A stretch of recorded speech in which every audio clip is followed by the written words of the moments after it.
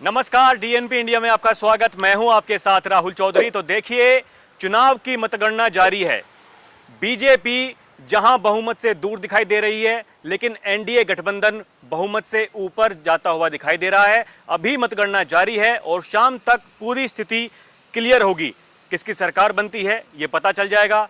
लेकिन सबसे बड़ी बात यह है कि राष्ट्रीय लोकदल इस बार 2 सीटों पर चुनाव लड़ी, बागपत और बिजनौर। और इस समय हमारे साथ राष्ट्रीय लोकदल के राष्ट्रीय प्रवक्ता अजय वीर सिंह जी मौजूद हैं। इनसे बात करते हैं और राष्ट्रीय लोकदल के प्रदर्शन के ऊपर ये क्या सोचते हैं। आपको बता दें कि बागपत पर 50,000 से ऊपर की लीड चल रही है राष्ट्रीय लोकदल की, जो कि लगभग अब मेरे ख्याल से 1 लाख की होने वाली है। लेकिन बिजनौर सीट पर कड़े कांटे की टक्कर दिखाई दे रही है। कभी वहां पर समाजवादी पार्टी के प्रत्याशी आगे हो जाते हैं, तो कभी राष्ट्रीय लोकदल के चंदन चौहान जी आगे हो जाते हैं।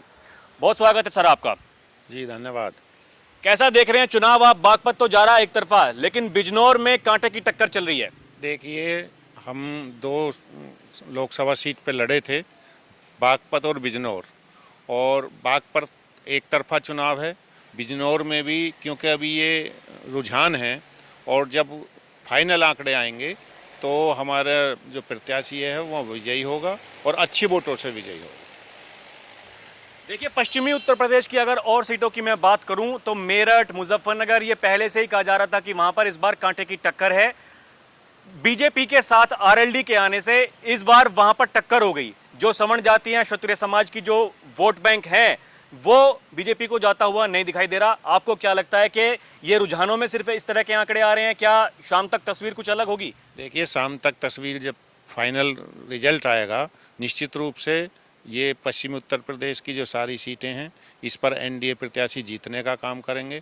हाँ, लेकिन कुछ सीटों पर ऐसा ज़रूर महसूस हुआ है कि जो वहाँ के उम्मीदवार थे उनकी खिलाफत थी, लेकिन जनता ने आदरणीय मोदी जी के नेतृत्व में और जयंत चौधरी जी के लिए वोट देने का काम किया है। और उसका ये नतीजा है कि एनडीए जो है तीसरी बार अपनी सरकार बनाएगा।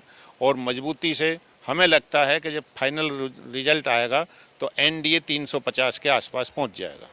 मतलब आप अभी भी ये उम्मीद लगा रहे हैं कि एनडीए शाम तक जब नतीजे पूर्ण रूप से घोषित होंगे तो 350 के आसपास पहुंच जाएंगे? निश्चित रूप से, क्योंकि देखिए अभी फाइनल रिजल्ट आया नहीं है, रुझान चल रहे हैं और अब गिनती फाइनल होने लगी है। तो एनडीए का जो ग्राफ है वो ऊंचा हुआ है, 300 प्लस हैं। और हमें लगता है कि जब तक फाइनल रिजल्ट आएगा तब तक एनडीए 350 के आसपास पहुंच जाएगा। देखिए, ये भी खबरें चलने लगी हैं कि अगर एनडीए बहुमत से थोड़ा बहुत ही क्रॉस करता है तो एनडीए के जो साथी दल हैं वो चले जाएंगे विपक्षी गठबंधन के पास में। क्या इस बात में कुछ, इन दावों में सच्चाई लगती है? नहीं, ये सिर्फ विपक्षी गठबंधन जो हैं ये एक माहौल ख़राब करने की बात कर रहे हैं। एनडीए का जो दल हैं वो मजबूती से एनडीए के साथ हैं। ये फेविकोल का जोड़ है, एनडीए का ये आसानी से टूटने वाला नहीं है। देखिए, आप मुझे एक बात बताइए, ये नहीं लगता आपको कि जो पूर्ण बहुमत अगर नहीं आता है, कहीं ना कहीं कुछ कसर रह जाती है, तो मतलब सरकार बनाना थोड़ा मुश्किल हो जाएगा?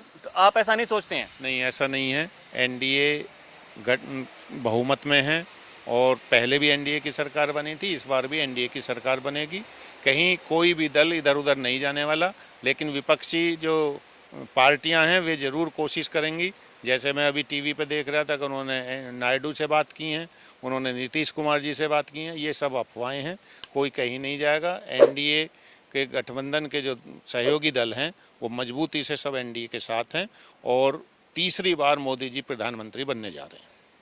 चलिए, देखिए, उसके लिए शाम तक हम इंतजार करते हैं। लेकिन फिलहाल की जो स्थिति है, इस पर जो राष्ट्रीय लोकदल के प्रवक्ता हमारे साथ थे, इनका यह कहना है कि कुछ भी ऐसा होने वाला नहीं है।